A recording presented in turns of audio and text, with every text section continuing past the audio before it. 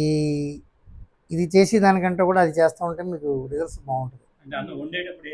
కాదు కాదు, కూరే వండుతారు. కూర మామూలు నానబెట్టేసి గ్రైండర్లో కొట్టేసి కాసేపు ముద్ద ముద్ద కింద చేసేసి అది మామూలుగా కూర వండేస్తారు. నాకు అంతకంటే దాని మీద వివరం తెలీదు.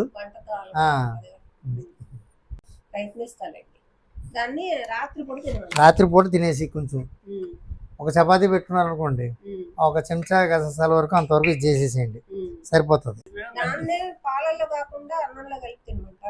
అన్నంలో కలుపుకొని తిని పాలల్లో కలుపులో మీకు ఆ డిఫరెన్స్ వస్తుంది.